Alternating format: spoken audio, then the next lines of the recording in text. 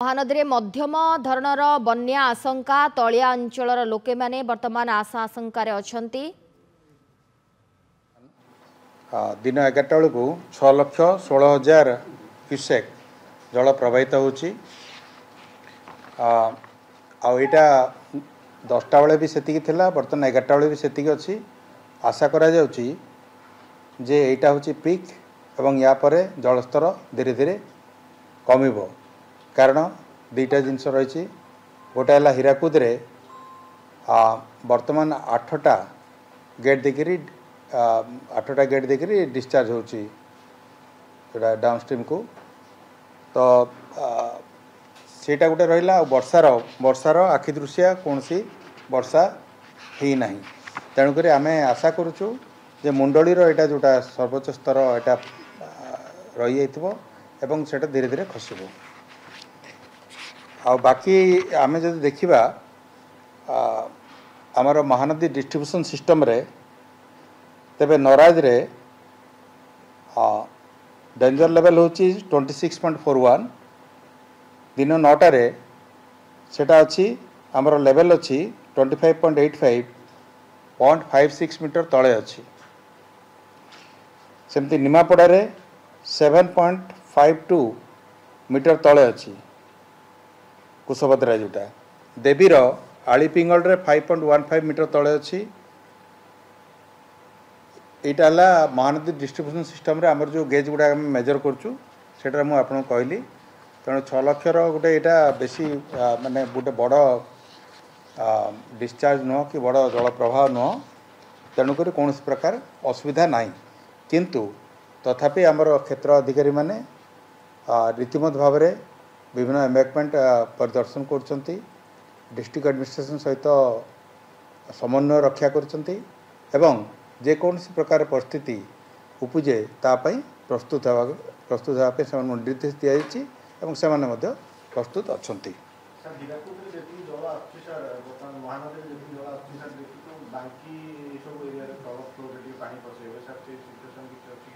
बांकी रे देखो बांकी से जो पठारे सेटा 5 लाख आमर होगला माने सेटा आसे आटा सब आम जाचु सेटा भट्टारिका मंदिर भी एफेक्टेड हुए।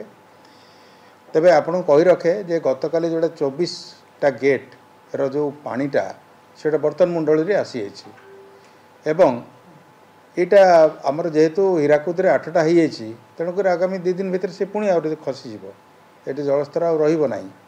तेणु कौन प्रकार असुविधा नाई बोली आमर अनुमान होची।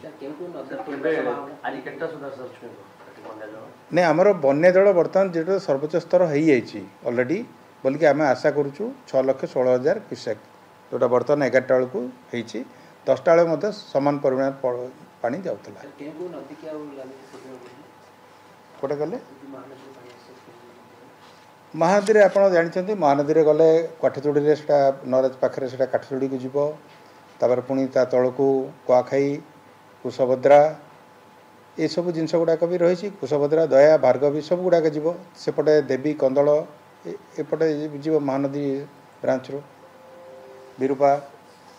तो यहाँ गुड़ाक जमी जानते से सिस्टम गुड़ाक जी आमर 6 लक्षर कौन से असुविधा ना।